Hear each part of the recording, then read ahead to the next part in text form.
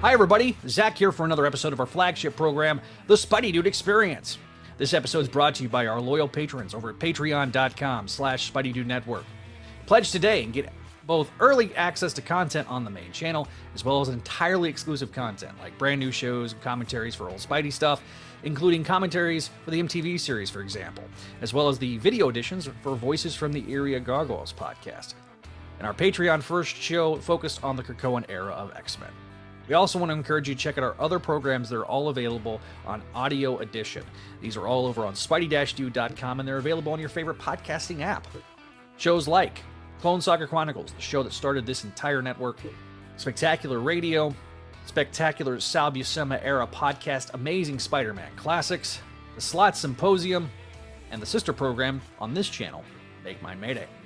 As always, be sure to hit the like button. It really does help us big time in the algorithm. And additionally, if you have topics you'd like to cover on a live show or in a recorded medium, make sure to leave a comment down below the description or shoot us an email at SpideyDudeRadioNetwork@gmail.com. Finally, make sure to join our community and be alerted to all new updates by hitting that subscribe button and clicking on the bell. But to be clear, your viewership is more than enough for us. And if you want to hang out with us off YouTube, you can always go to our Discord, where we have all sorts of fun stuff, or you can join us on our social medias and follow us there. All the links are down in the description below. As always, we want to be making some references to visual aids and or live comments. If you're an audio listener, pay that no mind, but leave that 5-star review for us. Any and all feedback we will read on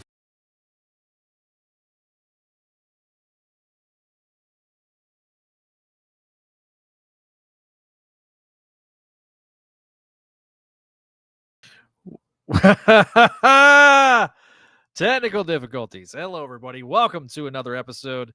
Welcome to another edition of the Spideydude Experience. I am Zach Joyner, and if you're watching us on YouTube Vertical, this is our first time broadcasting in the dual formats, so we're going to be on horizontal for you normal people, and then the I guess considering the vertical video is now normalized, I suppose that those are the normies. But we are tonight going to be talking about Amazing Spider-Man. I will talk a little bit about some hot toys that are kind of fun to talk about and discuss. But as always, I am joined by the man, the myth, the legend, Mr. Adam. Hello, Adam. Hey, I guess so. Phone users are abnormal now. I know. And we also have a Mr. Extra Grumpy.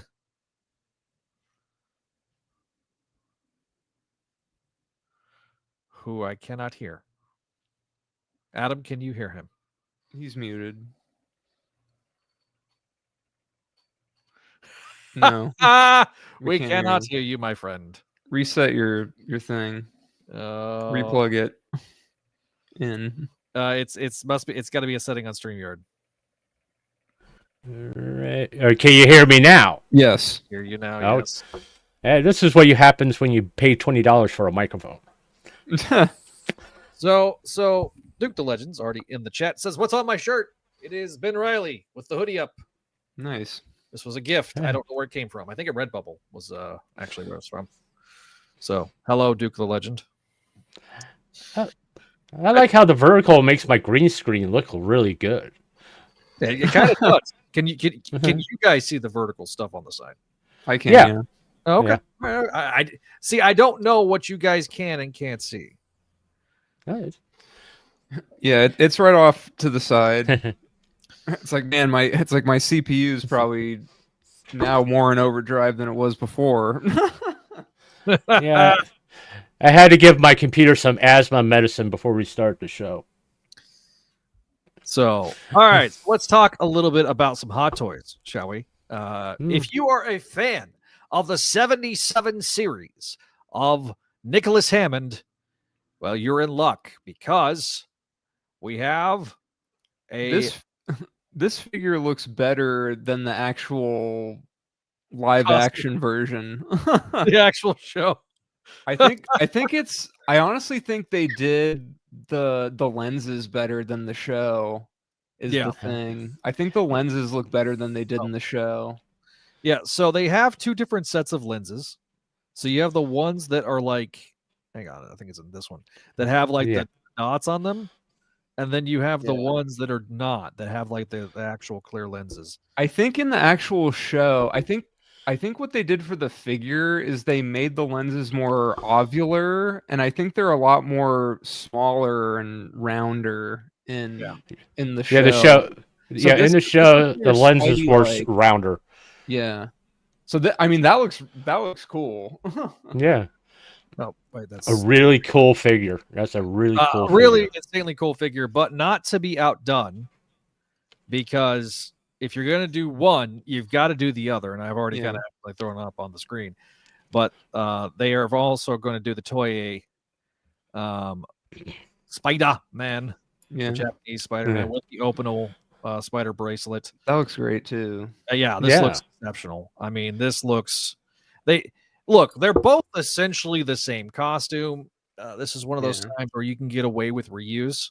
And it's not like Hot Toys does this a lot, but yeah, I think this is pretty exceptional. I mean, it's like, now they're not cheap.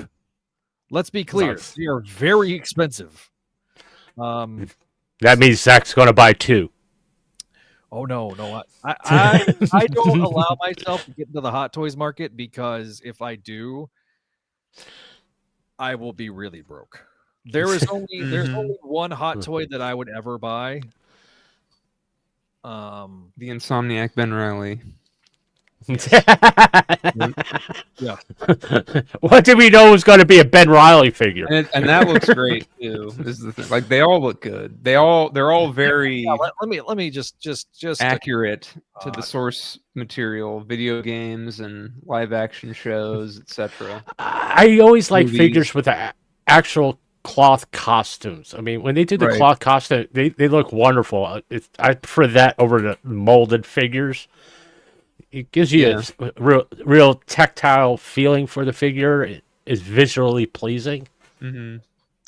This is the Hot Toys Scarlet Spider. It looks like the Japanese one. Move the I gotta remove the overlay. There we go. Oh, there we go. All right, there it is. This is the Ben Reilly from the game. And just as an example, because I'll just do this on the same screen. Godzilla! Oh, man. No Way Home.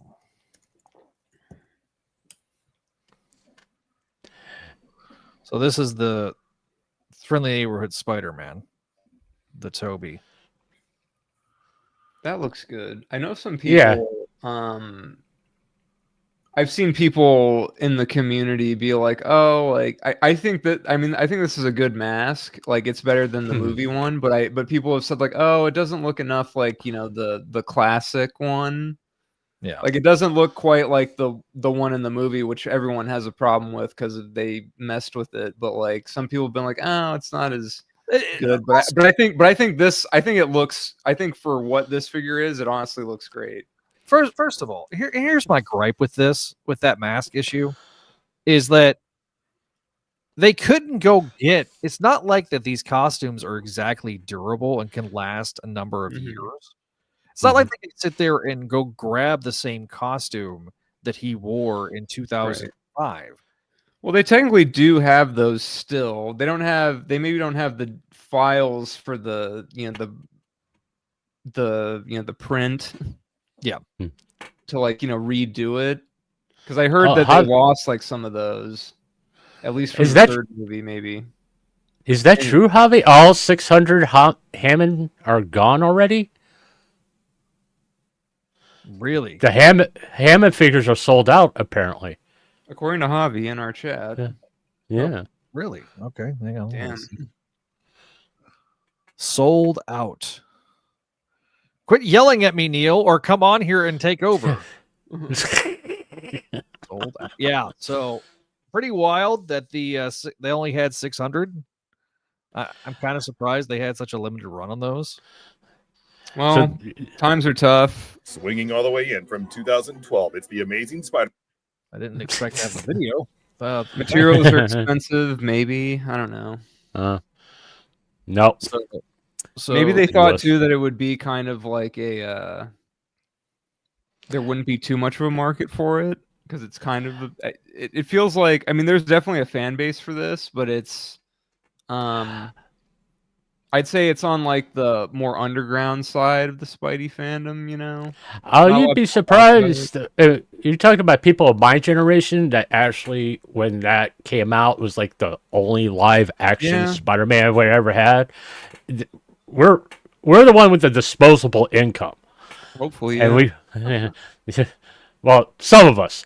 Yeah. We'd be like, yeah, to relive our childhood. Yeah, we buy that stuff, which is why Zach should do a review of the '70s Spider-Man show, because you get a lot of older people who will make donations. I was thinking that would be actually, because you mentioned this figure yesterday in our chats, and I figured actually that's a short enough show that would be a good Patreon first show, another commentary show.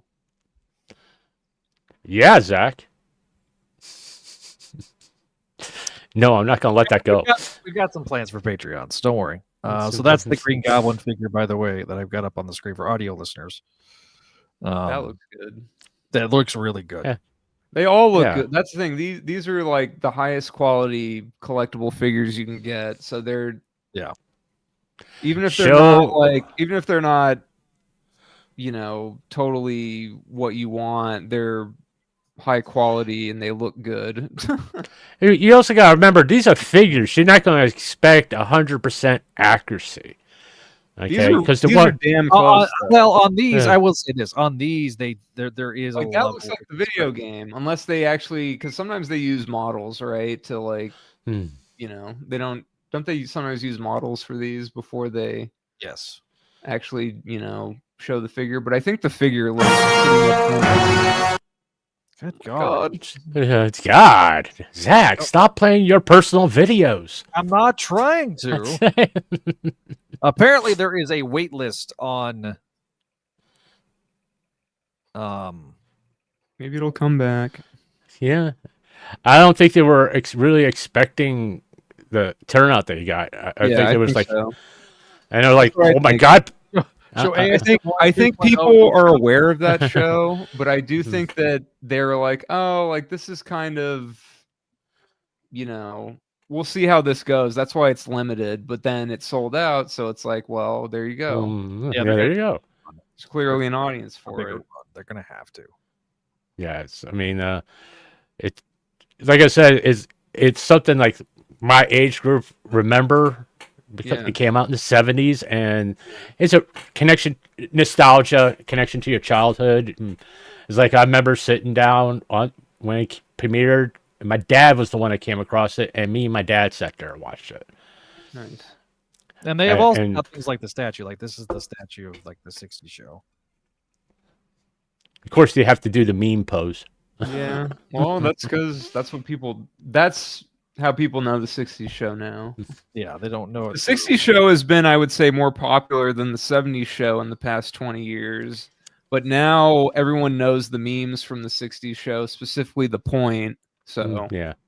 So the interesting thing is that if you ask people what was the first live action Spider-Man, they'll go. Yeah, they'll go Toby, but it's really not Toby. No.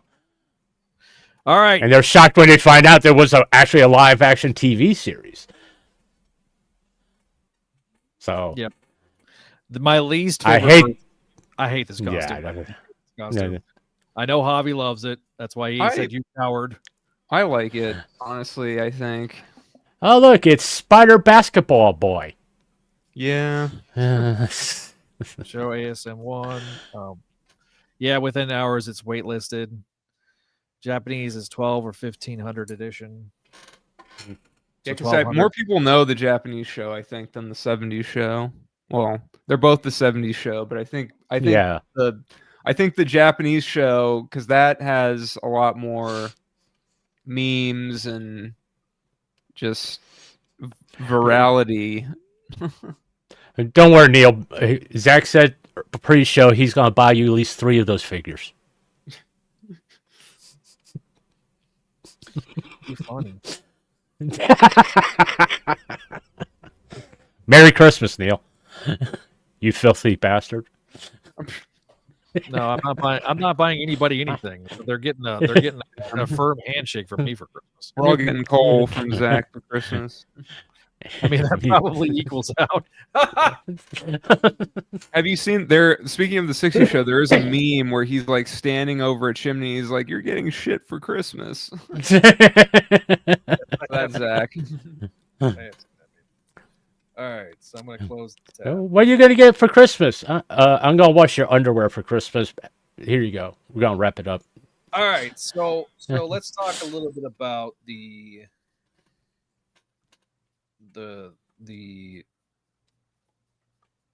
elephant in the room. I'm not leaving the show. Oh man! Damn it! But no, let's talk about what we have to talk about here tonight, which is the main event of the show. That's the elephant in the room. The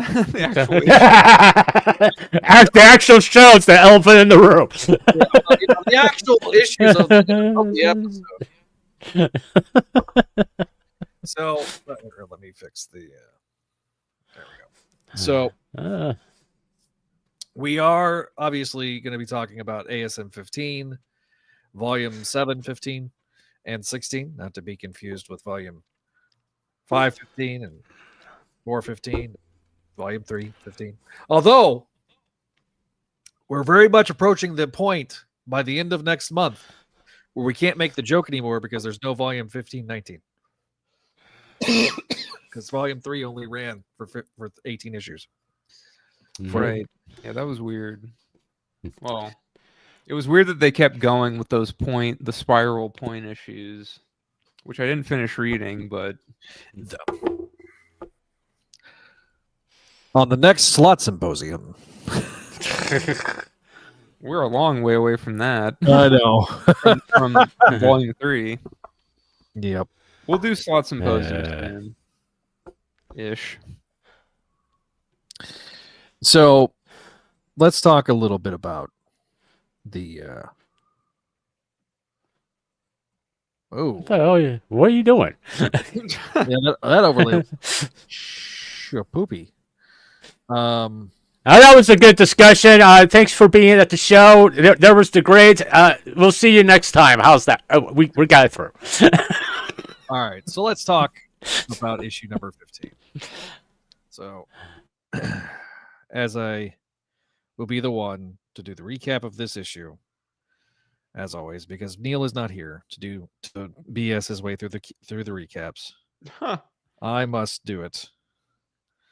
So, hey Neil, can you just do an audio versions of the recaps and we can just play that and we just go that way?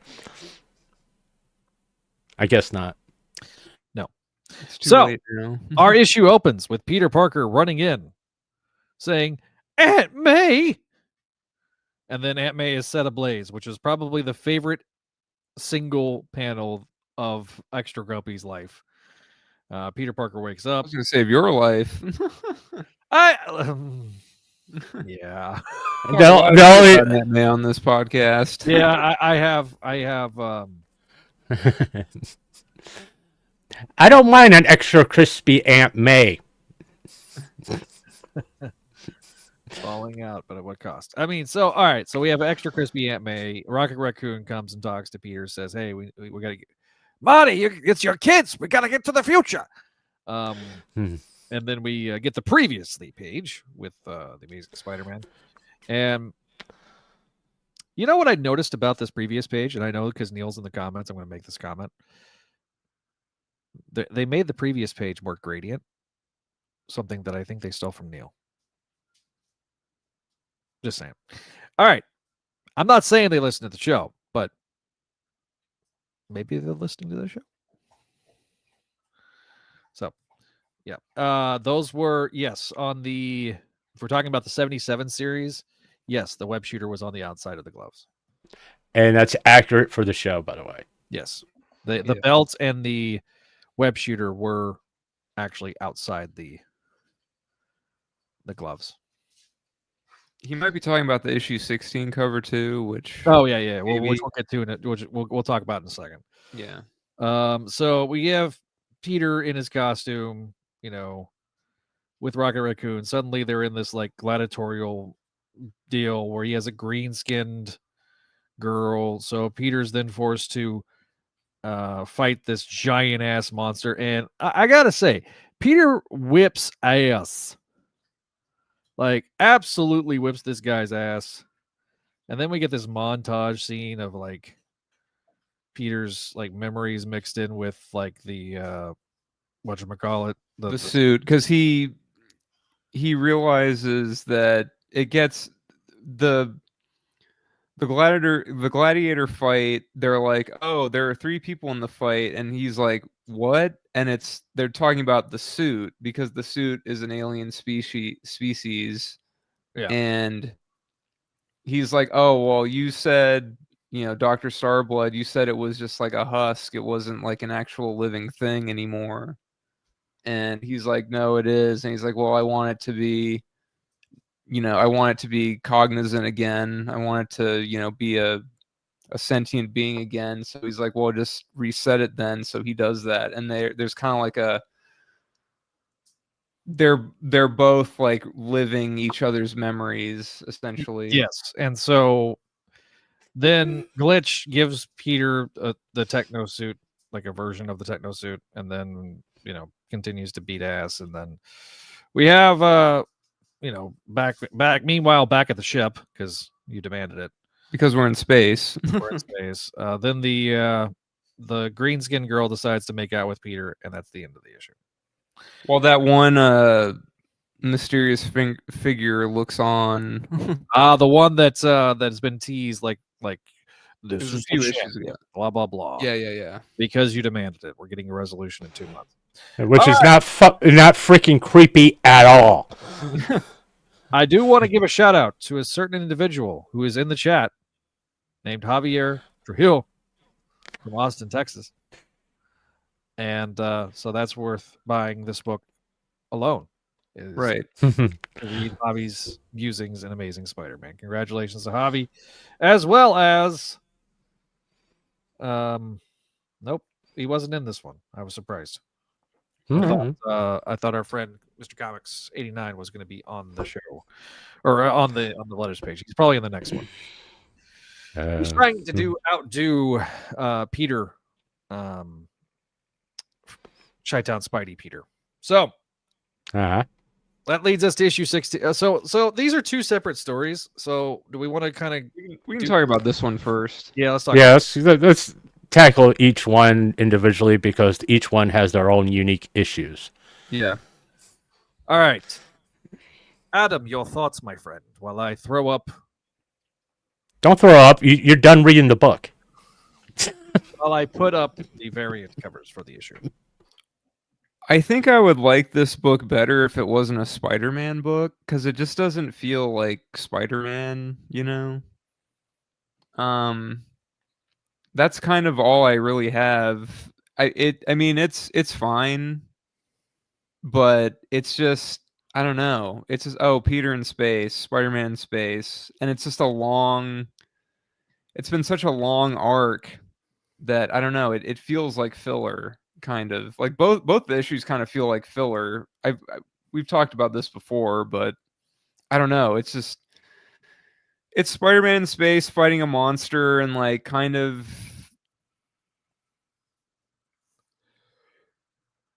getting along with his teammates. I don't know. It's fine. It's Peter Parker. It's weird. Like it's Peter Parker as a Guardian of the Galaxy. Yeah, and it's like it feels like a Guardians of the Galaxy book, I guess.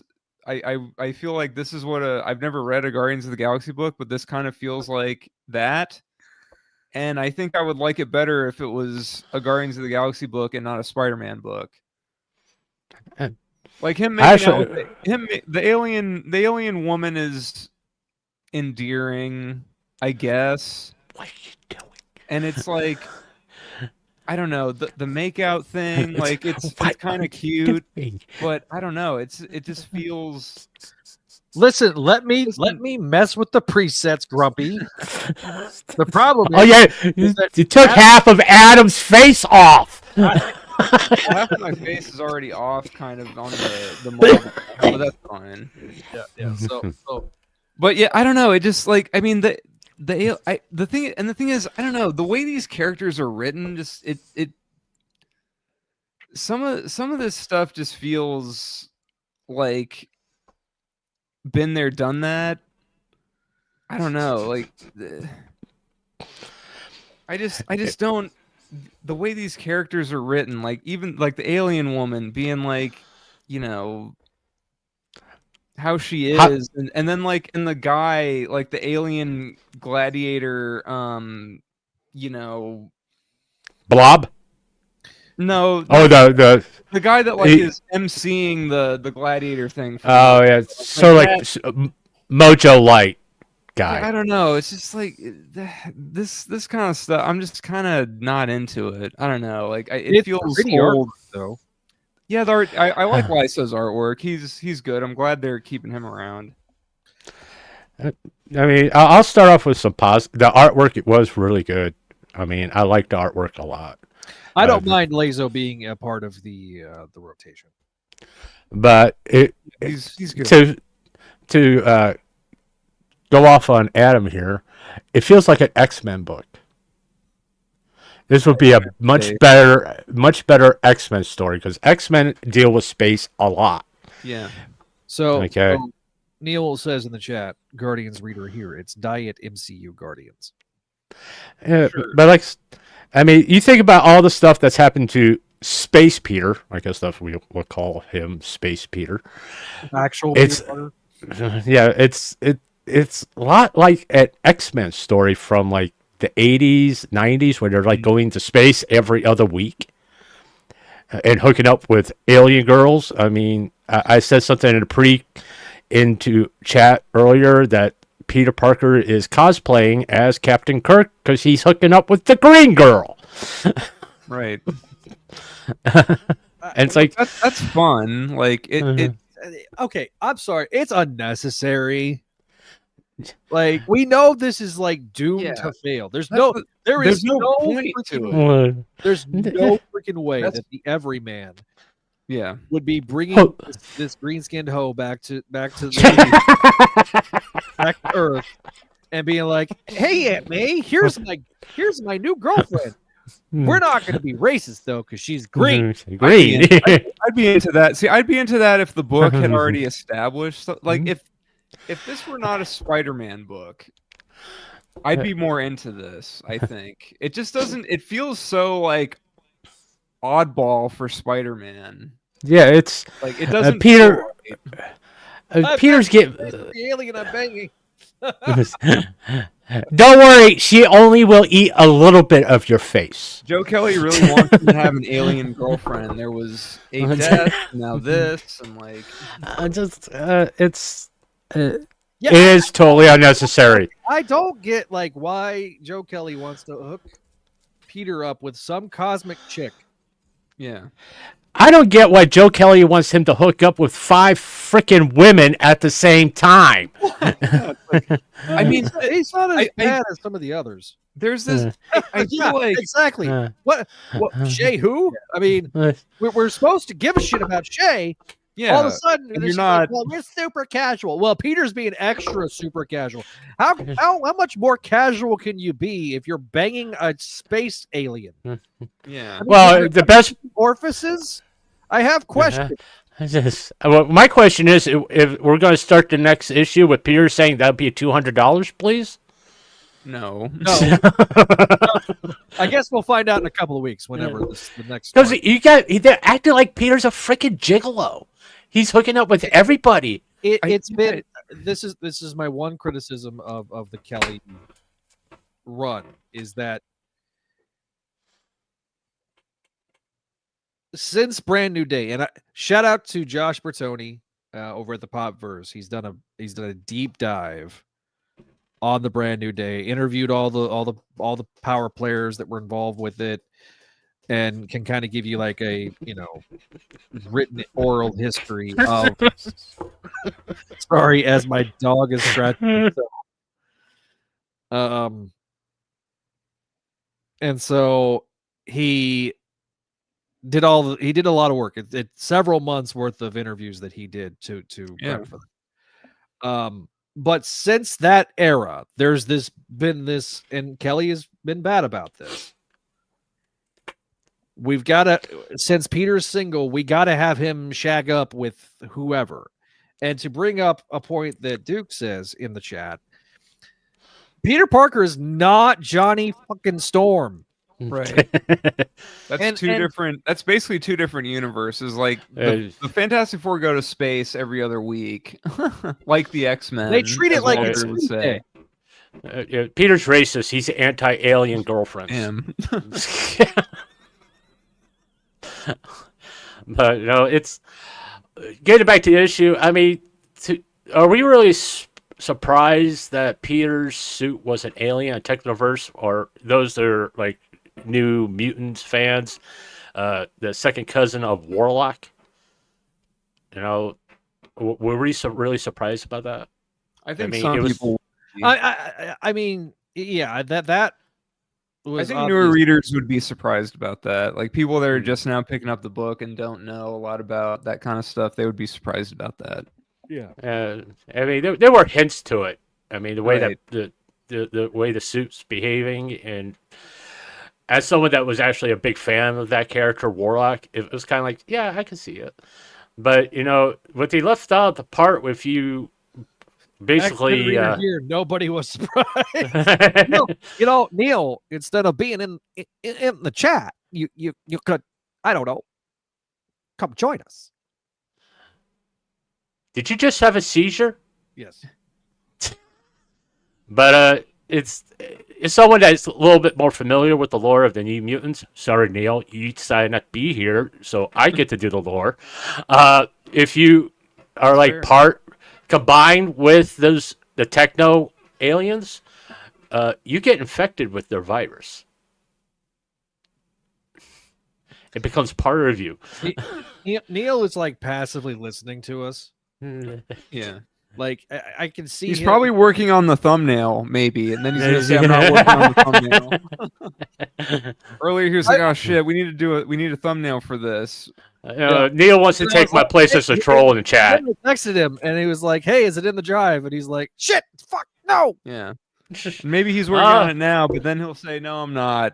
So anyway. But overall, my thoughts on this issue. Okay, good. Yeah. I knew it.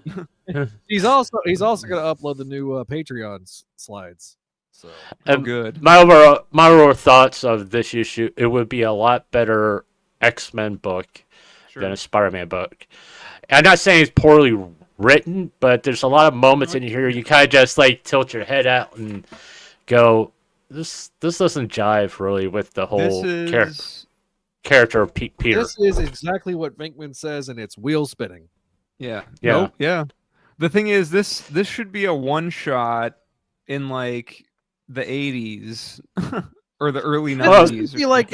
This is like a Web of Spider-Man one-shot, like that one that like he plays football with the aliens or whatever. Yeah. Which I haven't read, but like, God, I have read it. It's been a while, but to me, here's where I think this is like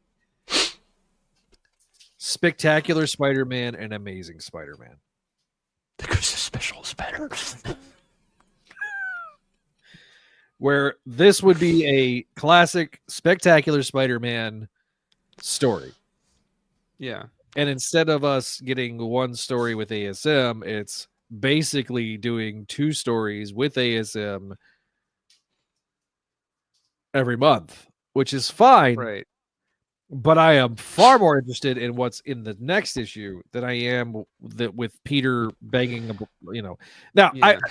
there is a thing that I love in this issue, and I will say this, and this is not me just because I know this was talked about on Crawlspace too on their most recent episode, but it was Peter actually kicks ass in this issue.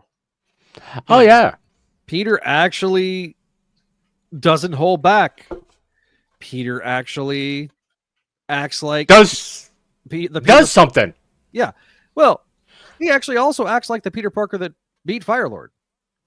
Right. I will say Peter is actually also written in character throughout this story.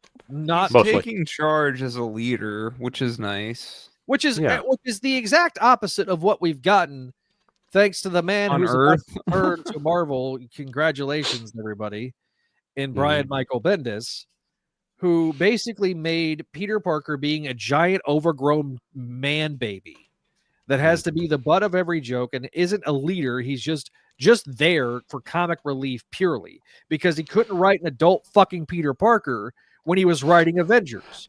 And then everybody, I know it's two. I know it's two. Shut up. I feel like that would be dead. But we also like the two biggest mistakes that Marvel made involving Brian Michael Bendis was thinking that you had to start writing him as an overgrown man baby. Yeah. And that he was a pun factory. Ultimate Spider-Man was the real Spider-Man. Like, what I would say, I don't really have. I mean, and I say this as somebody who enjoyed Ultimate. Don't get misunderstand, but I enjoyed Ultimate as a separate universe, not as a replacement for the Marvel universe. As someone who has not read Bendis's Avengers, I kind of. I mean, I don't have any strong feelings, but what I would say to like try to defend him is like, if you're gonna have a team with a bunch of disparate personalities, I guess it would sort of make sense to make Spider-Man the goofy, like, no one likes him jokester, you know?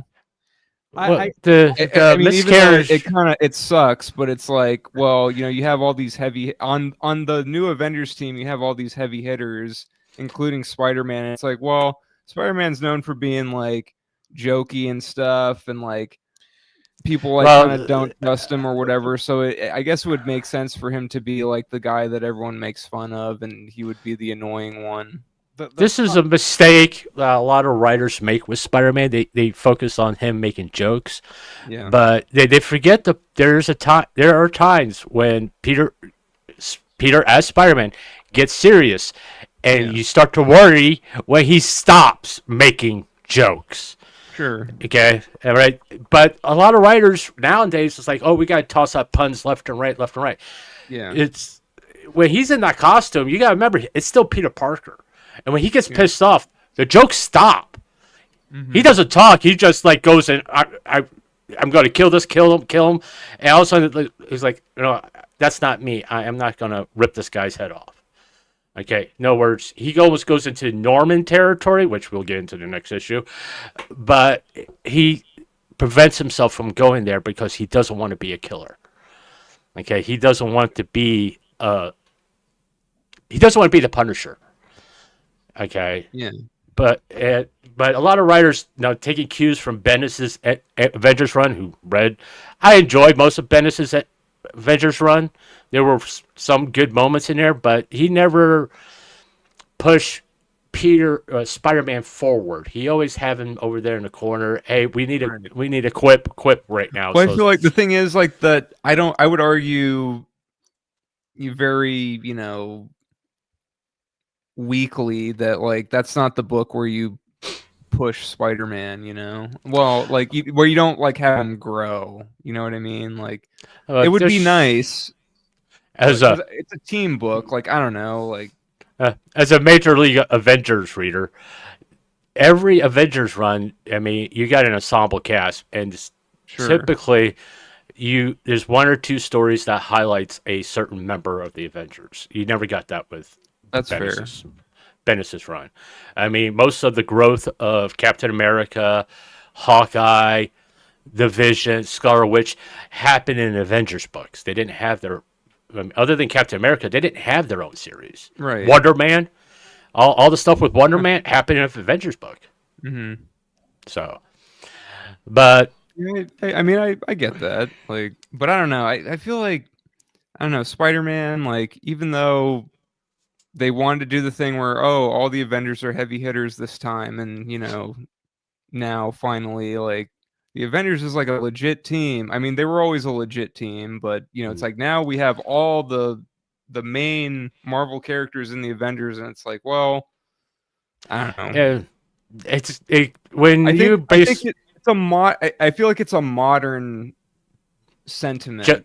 You know, like it's more the fault of it being like a 2000s thing. Like maybe if it was earlier, like when you know, I mean, maybe it just so would you have been know, different.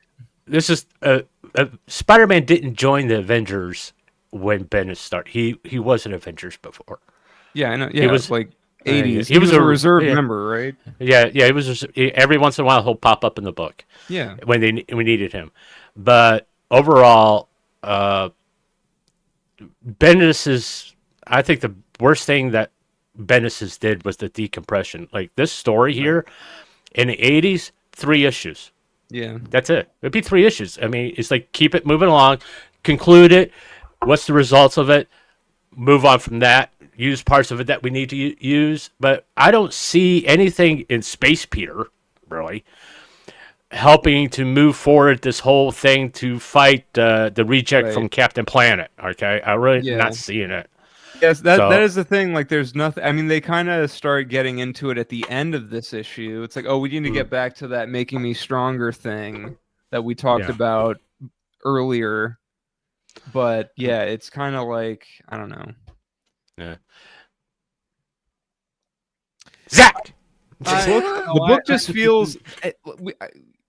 It has to be. I don't know if it has to be said again because we keep saying it all the time. But I feel like when we say these things all the time, it's because it's more or less true that like it just feels like it's buying time for something else.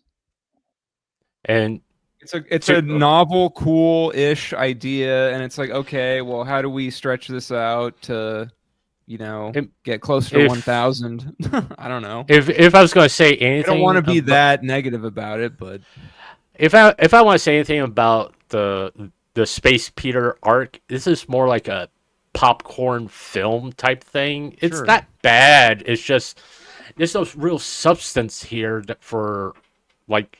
Is this going to be a long-lasting thing, or is this just like a, hey, this is hip and cool, let's try it out type thing? You know, it's something like, oh, this is different that we've never really done before for a long-running arc, so let's finally do it. But the problem is that it then feels like it really feels out of place in Amazing Spider-Man to me.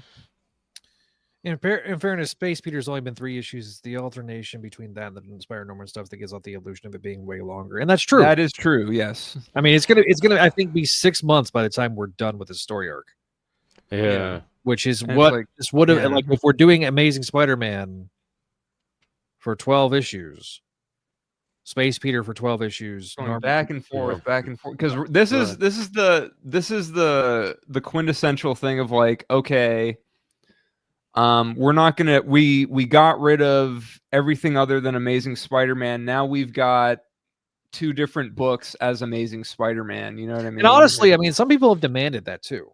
So I mean, we're kind of getting, but I think now that we're seeing it in, it's like like I don't know if this works. Right? It's like because like okay, how are you going to collect this story? Right. Are you going to collect it? I think they might do it like separately, like I would think they would have to. Yeah, because it doesn't get weird otherwise. Yeah. I mean, this is like the two stories aren't really like interconnected. There's no interconnected tissue other than Peter's off somewhere. Yeah. I mean, the Norman story sounds like a spectacular Peter Parker story back in the day. That would be under that title. Like a DeMatteis type story. Yeah. And the Space Peter does kind of feel like would belong in Amazing Spider-Man, to be honest with it, because his focus more on him and being a costume than it actually has to deal with his personal life, which is what's more or less what's happening over there in Norman Land. Yeah. Since we're talking, let's go ahead and talk about Norman. All right. Well, I was doing my prep for the recap of this issue. Right. So that's what I was rereading. So today, spoilers for today's issue. If you don't want to be spoiled, this is your spoiler warning. Turn it off and come back later. Yep. I'm gonna give you the tag. All right, here we go. Amazing Spider-Man number 16, Legacy number 980. Oh. All right, RX Plague RX prescribes pain. All right, let me Sure he does. Yep, he does. He prescribes the pain. So we're going to throw the cover back up on the screen. So if you're audio or if you're vertical listener, you're seeing nothing but the cover on the screen. So we're covering this. All right. Amazing Spider-Man 980. Scott, Hanna, and John Romita Jr. are back with Joe Kelly. Marcio Menyz is doing the colors. We open in New York City. Dawn comes to a city that does not sleep. In Peter Parker's apartment, we see a man's feet, possibly, definitely on the walls. We have Aunt May's apartment, she's getting a random text, and then Tombstone's mansion, kind of separating everything out. Meanwhile, at a secret lab in Midtown, there's a spider hanging around a corn-rolled, mysterious man. It's Norman. While Peter is talking with somebody while walking on the walls, we get Aunt May's texting, and then we get Tombstone. He's working out his upper body. He's doing his chest and his arms, his triceps, his biceps. Meanwhile, it feels like we're getting an audio recording coming from the spider to Norman. So then we have Ben Reilly talking to Janine, saying, of all the people he could have picked, why him? He asked me to be Spider-Man last time. So again, like Ben seems to have more of his memories. I got a lot of questions. Then again, Aunt May, getting the text message and her hanging out with her significant other. Tombstone kind of talking to himself about how, there was understanding between the two of them, that there's something wrong with them, hate that this is on his mind, but he can't he can't let it hang around anymore. So he's on that much. He owes him because obviously Peter didn't kill him. The other spiders, are giving him the benefit of the doubt, but you're not Spider-Man, Mr. Osborn. So I think this is a recording of Peter or one of the other spiders. No, I think it's the other ones. Yeah, I think it's either Miles or it's not Peter. Peter doesn't know what's happening on Earth. Yeah. So Ben is kind of struggling and having an existential crisis. Aunt May is like, you want to meet my 60-year-old step grandson? Yeah, because we got to be reminded that JJ is actually a junior and not a senior. So Tombstone says we settle up today. The other spider says, please stop doing what you're doing or we're going to make you stop. Meanwhile, we get amazing Fantasy 15 pose with Norman as Spider-Man jumping around. So Norman saves a couple construction workers. Meanwhile, at Rand Corporation, Peter and his not best friend, George Santos, they get their experiment to work that they've been working on for several issues. Ben is kind of annoyed because Peter's getting all the credit for this, even though it's actually Ben that was doing it. We go to Central Park, where Norman and the big doctor that we were supposed to give a shit about, that may or may not be a love interest for Peter in the future, love interest number 6. Basically, we find out that her son is got some sort of terminal disease, and that Norman, empathizes and sympathizes with her, but then he gets a phone call, so he has to go.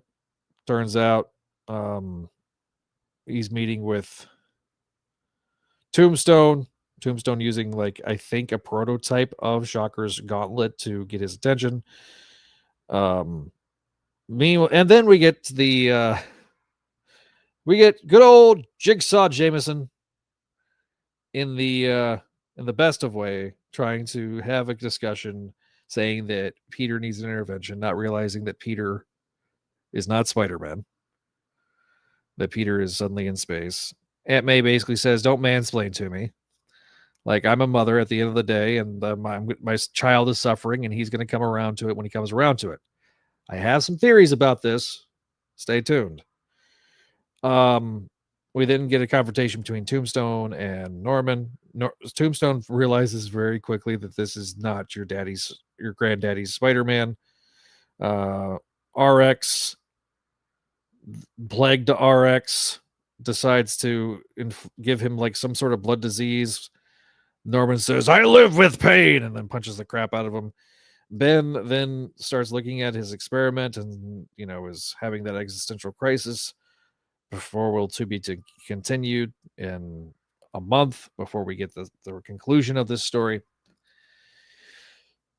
So before we get to the rest of the review, there is a fourth person that did leave a review very quick. So let me play their video right quick.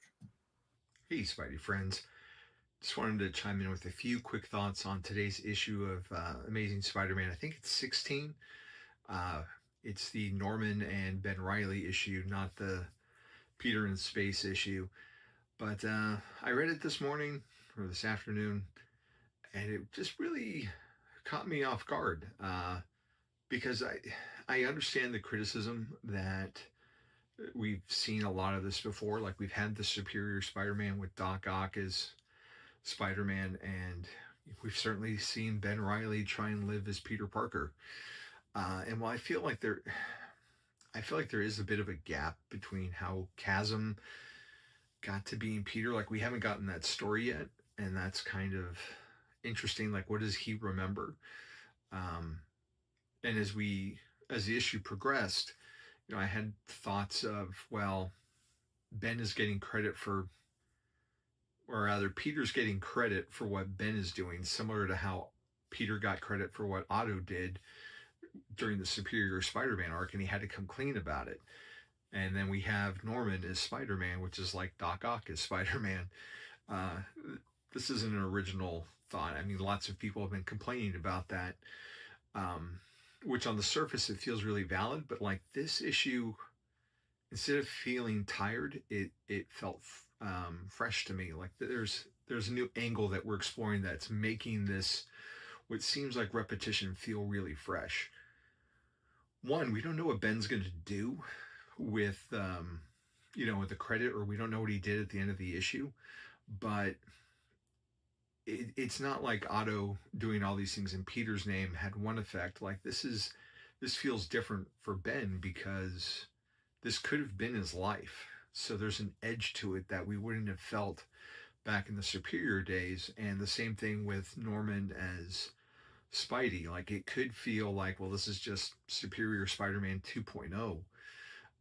But what really struck me was the Norman of it all, and how he's looking at Peter for guidance, not as Otto, it's like, I can do this better than Peter. This is Norman thinking, I'm trying to live up to Peter, and trying to meet that challenge of being a better man. Like, I actually felt like this Norman is trying to be a better person and using Peter as his North Star, as opposed to the high bar he's got to cross over and then proclaim his victory. Like, he's trying to make his own mark, but do it in a Spider-Man way. And the fact that he kept pulling himself back in, like, what would Peter do? What would Peter do? And just what really drove it home for me was when Norman was, thinking to himself, like, how did this not break Peter? Like, I want to be with my friends and help them in their time of need, but I have these other responsibilities. And to see, like, Norman go through that after all he's done to Spider-Man, and to realize that balance and how difficult it was, and see it through Peter's eyes, like, the empathy there is really unheard of for Norman. And to see him connect with another human being over the loss of a child, to see the flashes he had of the abuse he suffered as he fought Tombstone, like, that wasn't something we would have gotten with Doc Ock. So on the surface, it may seem like we've been here before. Like, I feel like Kelly's bringing something fresh to it that I really appreciated and really resonated with me. And then to have JR back on the art, and he did the Amazing Fantasy 15 homage, and it's good to see him do, like, the street level Spidey fighting Tombstone. And I really enjoyed it. It might be one of my favorite issues of this Kelly run, if not the favorite. So hope you guys are doing well, both in the comments down below, in the chat, and on the panel. So that's my 2 cents on it, and hopefully we'll see you guys next time. Take care. Thanks, Javi. We appreciate you doing the video, man. We he threw that together really quickly. He didn't know if he was going to be able to make it on the show, so he wanted to get his thoughts in there. So thanks to Javi for that. Let me unmute the boys. You guys chose to mute yourselves. Oh yeah, me and Adam are not respectful or polite at all. Let me mansplain it to you. Jesus. Look, I am in agreement here with Neil. He says could have done without the mansplaining drop, but only it feels like a writer trying too hard to be hip. Otherwise, this issue was pretty okay, and that's my thing. There's certain phrases that just like age like nope. There's certain phrases that people in my age will never fucking use. Mansplaining being one of them. Sounds like something that a man would say to mansplain towards me, sir. Hey, someone's got to educate the young. Okay. Come on, Mr. Smartass. Let's hear snap back from that. outside of that one line, honestly, the entire bit with May actually felt like it felt like May. It actually felt authentic outside of that one line. Like this would be like May's reaction to Jonah be like, dude, who the hell are you? Who are you? Yeah. That's basically what she says in this issue without saying it implicitly. To me, what it is it's a very okay. To me, I am always going to be pro Jonah knowing, because I think it particularly with their relationship, it enhances the relationship and has evolved it. For the exact same reason, there is no reason that Aunt May should not know at this point. Yeah. But I kind of wonder if she's figured it out. Right. I think she. I mean, I'm gonna be honest about it. Let me just cover this whole issue real fast. Okay. All in all, good issue. That one line kind of like dropped it. That it was unnecessary because it's not realistic. The mansplaining line is not something people in my age would say. It'd be like if Aunt May said Riz. It'd be like, we don't say that. We don't do that. I think I was just more annoyed, honestly, that she mentioned wheat cakes. It's like, oh, we had to get a wheat cakes thing in there because it's Aunt May, you know. But like, to be fair, this is also a woman that, like, when Stanley was writing her, she was completely clueless, and so there is an element of her using the phrase mansplaining. But to me, if we're gonna go with like clueless Aunt May, like to me, it would be her trying to say mansplaining and then like get it wrong, because that was what she would do in that Stanley era. She would use slang in the wrong way. Yeah. And honestly, we really didn't see that much. I mean, I think maybe Stern and maybe DeFalco in the 80s done it. But the bad thing about that line, it took a little bit of the punch out of what she was saying. Because it made me, as a reader, it made me stop and go, what the hell is that? Don't belong there. To me, it's one of those things where it's kind of like my irritation. I know this is going to make Javi mad because I don't know if he's still in the comments. It's kind of like how I reacted to James Gunn's Superman when I first started hearing we know. Blockhead. And it pissed me off because, like, I know people. I dated people from Kansas. I've known people from Kansas. Nobody from Kansas talks the way they were portrayed in the movie. Moving on. The moment where it literally what? Moving on. But what I'm trying to say is, we've had this conversation. For you, there, extra guppy. It's a moment that takes you completely out of the issue when, for the most part, everything surrounding that particular line was cooking. Like, oh yeah, this is, and I know we're going to get a reunion. Like I said, it was more the weak case. I read this pretty fast, so like the mansplaining thing, whatever. But I'm just saying, I think throwing in wheat cakes in there, I was like, oh, come on, like. Well, I mean, it's if, in my opinion, not to disagree with you, Adam, was her explaining her method of dealing with Peter when he Right. finally comes clean with what he's bothering him. She says, "Yeah, I'm gonna kick his ass, but after I get done kicking his ass, I'm gonna give him unconditional love with wheat cakes, because I don't that's know. what Peter grew up with." Right. Okay, that's something like And parent. from a narrative standpoint, a lot of what Kelly's just been feel doing like in his run so far is sort of doing a soft recalibration of Peter's childhood, right? Of adding elements to his childhood that we previously had not seen, and kind of contextualizing the relationship with Aunt May, a relationship, I might add, that has been woefully neglected for the last 15 years. Well, it's mostly because she should be dead. Well, even if she's not dead, like, she should know that Peter is Spider-Man at this point. Like, the best thing that's happened since the turn of the century was Aunt May finding out that Peter Parker was Spider-Man, but because of again. yeah, It's the first time she died. Okay, and that's what Grumpy's getting to, is that she should never have been brought back from the dead, and we can make. Oh, it's not just that. It's about like Spider-Man 94, that series. Yeah. Aunt May knows. There. Oh yeah. Aunt May knows. Okay, but she doesn't tell Peter that she knows.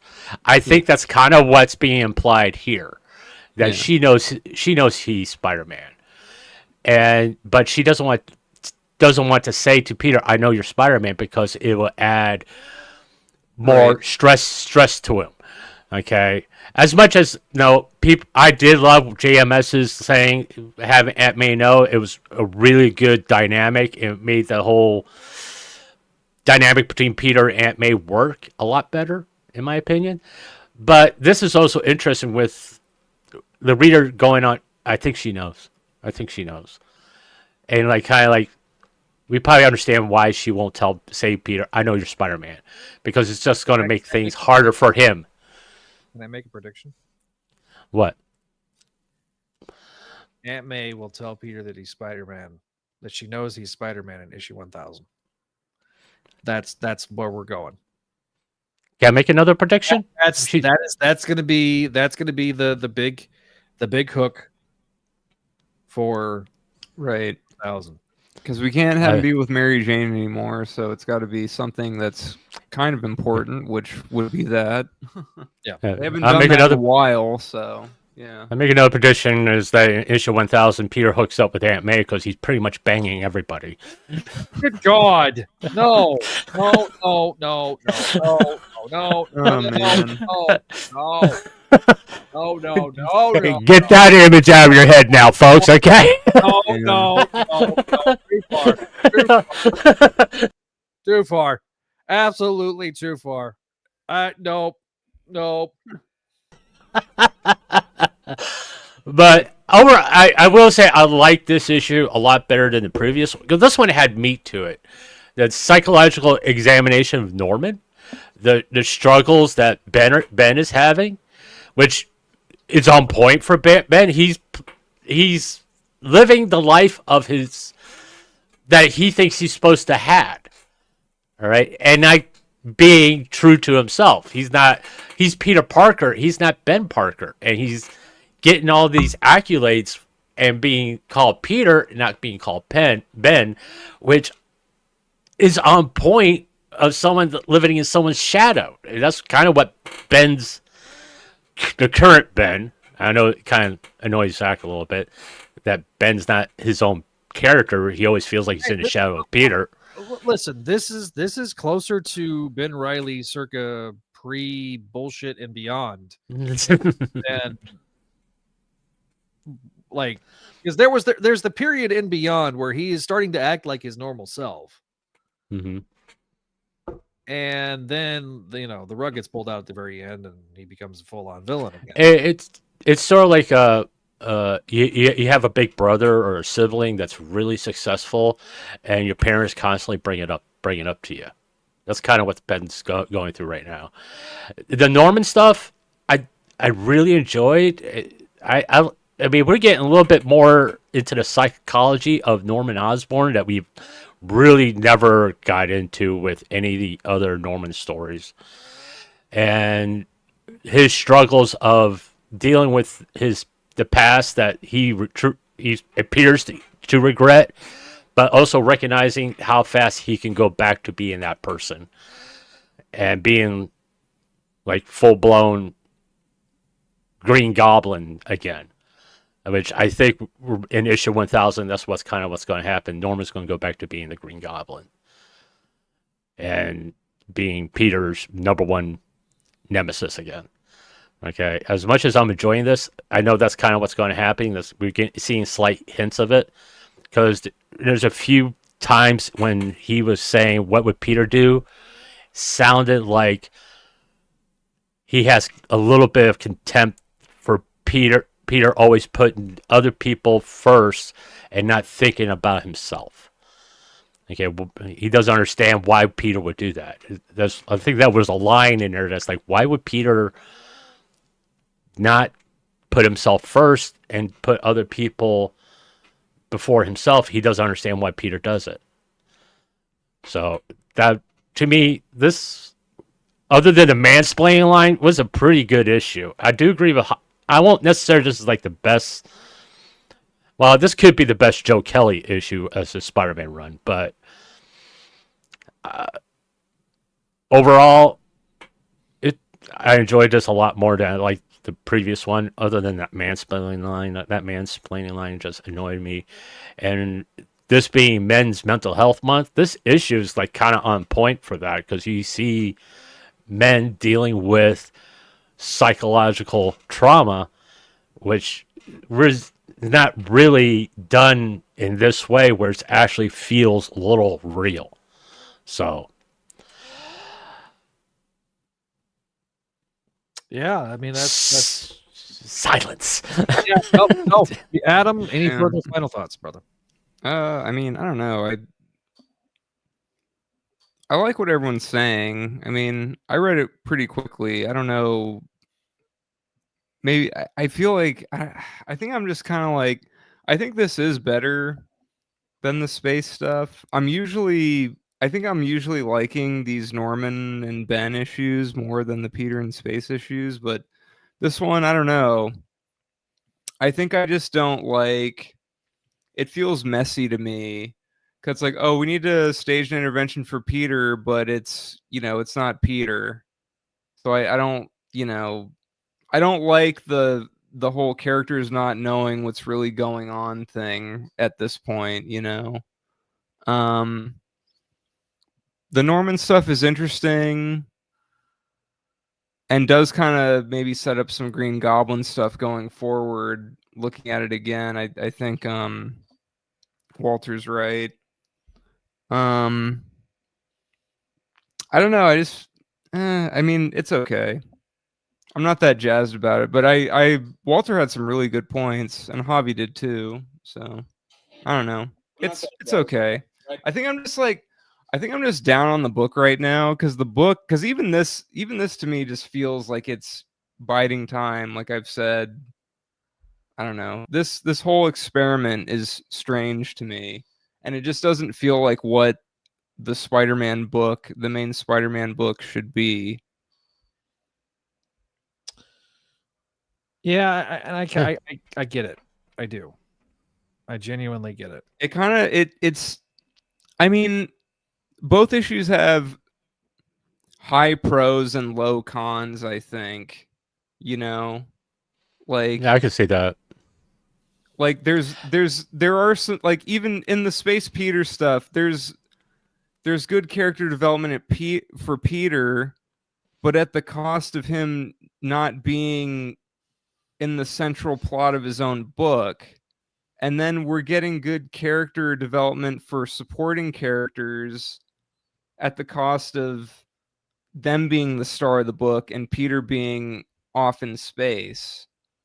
So I don't know. It feels like a weird time again for the book right now. Like the Wells run was weird, just with all that mess, but this also just feels it just feels messy plot wise. Like it's interesting, but it's just, I don't know. I think this arc would be a lot better without Peter being in space. I mean, I think this would work a lot better if Peter was like decommissioned. If yeah, he was like out of commission like he was in the beginning of Beyond, I think it would maybe work better. yeah, like if after he got beaten by Hellgate so bad that he's like in a coma or something, and Norman's actually taking care of him. And instead of having this inner monologue, that we always get a few panels with Norman sitting there talking to Peter, who's unconscious and can't respond to him. Yeah, there you go. That would be interesting, actually. Yeah, I mean, and then maybe cliched, but yeah, I mean, but like, it'd be on point for Norman though, because Norman kind of talks to himself like in the third person when he's the Green Goblin. Yeah, well, he's definitely going to be monologuing. That is yeah. Yeah, so I mean, then with the Space Peter stuff, you could do subconscious things and examining his past as he's trying to regain consciousness and explore his childhood that way. Right. Instead of having him in space playing Captain Kirk with the Green Girl.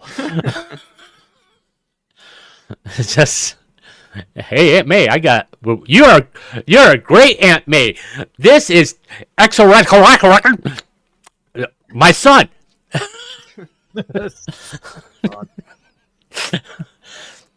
Oh, by the way, in 2 weeks he's going to be 150. Yeah. So I want to. So on that note, I did want to mention and show off Neil's hard work. So this is the thumbnail for the episode. Of course, Peter, I'm your father. This looks like Peter, I'm your father. No.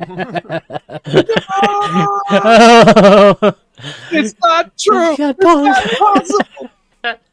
Doesn't it? It looks like it's like something from the Empire Strikes Back. I'm your father. All right. Hey, Peter, you now have a technological STD. Whoa. I'm a new kind of virus for you. Oh God. All right. So, just kind of going through the. What is up with this Plague RX guy? Like, I don't know. Just a random villain. Like, I don't know. You owe 25 years for pay up, Parker. Which guy? What were we talking about? Adam? Peter has a space kid out there somewhere. Yeah. After this arc. No, I was just like the Plague RX guy. It's like, what's his like? I don't know. It's just a random villain. It's like, do we need that? I don't know. Yeah. Neil said even though he gets what Gelly was going for, he doesn't think that people in even his age bracket, which Neil is part of Gen Z, uses that in the spoken word. Oh, mansplaining. Yeah, that will teach him how to teach rap. God almighty. I pulled a I didn't read through the freaking comment before I posted it on the screen.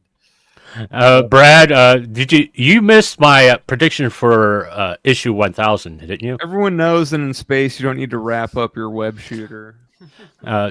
Peter's going to get a new girlfriend at issue 1000. It's going to be really close to home, if you get my meaning.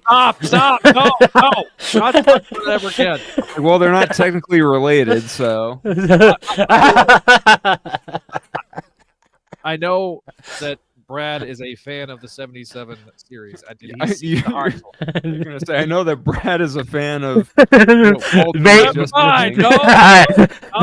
Brad is a fan of May and December romances.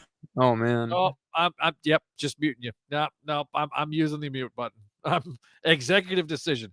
I'm asking Brad if he's seen this Hot Toys. Also, they got the Spider-Man from the 70s as well. So let me know if you see it in the comments. One more day, one more child support pay. Liz, that's not funny. Okay? That's issue 1000 right there. That's not funny. It was a little funny. Just damn. Child support. Hey, Peter, I made you some extra spicy wheat cakes. I did indeed see it, but it looks. It's because the lenses are different. That's 100% what it is. It's because they changed the lenses. Hey! Okay, I'll stop. I'm sorry. No more. I do think it looks better. Make Two lenses, I think it looks better. You'll have no child support. I don't want your marriage. I want your child support. Right? You want to give grades now, or you want to? Yeah, let's. Want me to keep on with my bit? Okay. All right, Adam, your grade, good sir. We are doing letter grades. Reminder. Oh, okay. I don't know. I'll give them both B's, I guess. Okay. Grade is a B. Walter. Oh no, I'm sorry. We aren't doing later grades. Let's just do letter grades for too late. Oh, Adam, what is your number grade? I'm sorry. I don't know. You're making us think too much, Mr. Joyner. 8.0. I'll go 8.4. 8.4. Okay. All right. How about that? Walter. The Space Peter one, I will have to give it a 7.8. It was okay, but it didn't really add too much to the current arc. For the Ben and Norman sitcom special, I would go an 8.5. Other than that one line, I thought that was a really good issue, and I'm really enjoying this examination of Norman and Ben's psychological trauma. All right. So my grade for the first one is 8.1 out of 10. Just because great artwork, storyline is not there for me, but it's good. It's not great. Peter Parker kicking ass is always a highlight. The second issue though is an 8.9. And stuff really intrigues me. It really does. I feel like we're getting closer to factory settings. Kelly seems to have Ben's voice down right, which is mildly refreshing. And I'm really intrigued about what that comes next. So, yeah. I think this is the first time in the last 3 episodes that someone gave a higher grade than me. That's true. Which should be shocking to Brad. I'm the one that's giving higher grades. These two, the longtime readers, are not. The prediction from Walter is that Peter and Aunt May are going to hook up. That's the prediction. Yeah, Mary Jane's go reference. It's nothing. Absolutely nothing. A lifetime supply of nothing. Zilch, zilch, natto, a donut. Nothing. That's what it means. It means nothing. Again. But this time Mary Jane's gonna walk in on them. Oh God. That just made Adam choke on his drink. All right, so not really, but it's just unnecessary, Walter. Really unnecessary. Blame Brad. Let's go, man. You go. Yeah, hey. Blame Brad. It's his fault. All right, so let's talk about a Patreon page. Patreon.com/Spideydude Network. As we're gonna get out of here, if you have not checked out our other fine shows, such as Make My Mayday, the show about Spider-Man and her world, Spider-Girl and her world, please check it out. As we also have our Books of X, which is the Patreon first show, got a new episode that has dropped. Speaking of Patreon exclusives, we have the video version of Voices from the Eerie. A Patreon exclusive version is the video version on Patreon.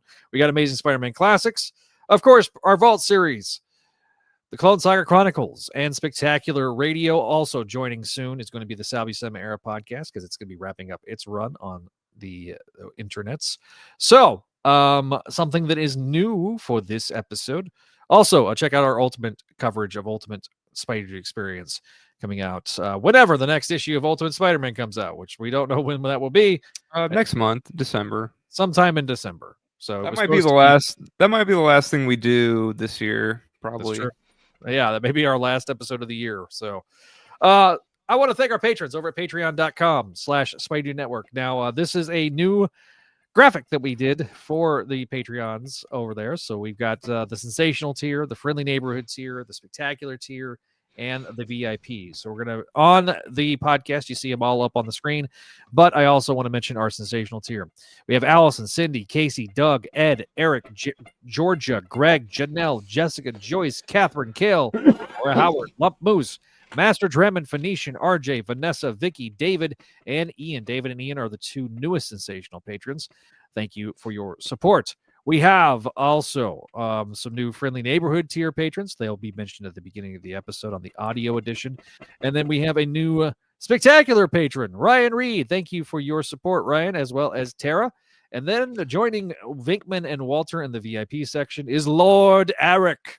Thank you, Lord Eric. We do appreciate you as a member of the VIP list. So if you want to join the Patreon, you can go to patreon.com, start your free 7-day trial to check out all the perks that we get over there, including more Books of X, as well as more commentaries for our fantastic commentaries for the Unlimited Spider-Man series. We've now covered almost all of Unlimited Spider-Man Unlimited, excuse me.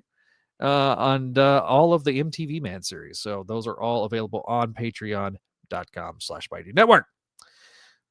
So I want to thank everybody if you've been watching us throughout the entire episode. I want to thank Spider-Man Crawlspace for their support.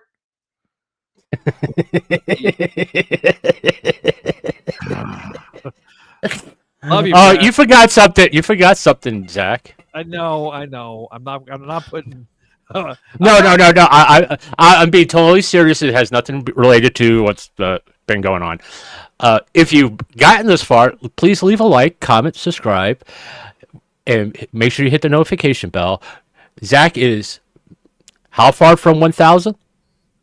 Let's look. As of this episode, we are 952 away. We are 48 away from 1,000 subscribers. We would love if you would come subscribe to us. I'm gonna pull the overlay off here, and go solo for a second. We are very close. A couple weeks ago. That's what she said. We're very close to hitting our goal. We've been trying to hit 1,000 before the end of the year. That means there's going to probably be more shorts. There's going to be more clips of the show, more content we're going to try to put out between now and the end of the year. We need to put more. We need to put some more episodes up on the channel. Some stuff that's out there but not up on the channel yet. Yeah, so we're gonna try to get the rest of the Voices from the Eerie episodes up. To make sure that you can listen to that on the show. The other thing we're going to try to do is also, I've got a couple of things that I've been working on, but losing my computer for a month kind of derailed some things. But I got some lists that I'm going to do during the weeks that we don't have a show, so that hopefully we'll have continuous content. When we get to the final episode of the year, I'll kind of go over the numbers of what we've done in terms of content wise and the production of content and stuff like that. So as we get to the close to the end of the year episode, but yeah, so my goal over the next roughly 4 weeks is to see how close we can get. And that's going to involve you, sharing the show. Sharing is caring. It's easy. Share the episodes, share the feed. Tell your friends. If you have a friend that happens to like Spider-Man, even a smidge, probably not for the kiddies, considering the amount of I wonder why. the amount of F-bombs I dropped in the episode. Can I say something real fast? Just to embarrass you a little bit. I know Zach works really hard on this show. Even before I became a member of the show, I know how much effort he has put into the Spideydude network. This is not, he's been doing this close for 15, 20 years. He makes a great effort to put forth great content for all his subscribers. He has a great love of the Spider-Man character. That's the reason why I am asking the people who are subscribed to on my channel that may not be 100% into Spider-Man, but you're in the same branch. You all are weebs. Back in when I was growing up, weebs were called something else, geeks, which were comic book and anime fans. I think you enjoy the show a lot. Zach puts a great deal of effort. He is a really good friend of mine. So please subscribe to him. Oh, thank you, Walter. I appreciate that. And again, I am always appreciative of people like Adam. I'm giving you a solo layout so you can wave at the camera there, Adam. since Walter got his FaceTime, I figured I'd give you some FaceTime. Sure. And the supportive I've had of different people. Screw you, Brad. I'm a nice guy. I don't know what the fuck you're talking about. I've never been mean to anybody. Hang on. No, I catch you in a lie, sir. But what Brad says for the audio listeners, holy shit, Walter's being sincere. Can the internet handle it? And Zach is very close. I don't know if that's supposed to be a joke. They're Douglas. I can never tell when you're typing. But I do want to thank Brad for his support over the years. You talk about me doing this for the past 15, 20 years, and it's been nearly 20 years since I started podcasting. It's been 5 years since I've been doing this show. And slowly but surely we've continuously grown. It seems like every year we've added more and more onto the subscriber count.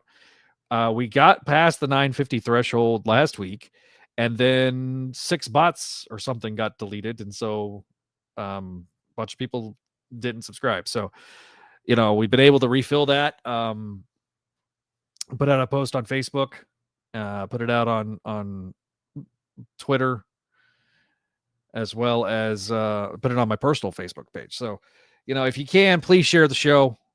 It really would mean a lot for us to get to that 1,000 subscriber mark.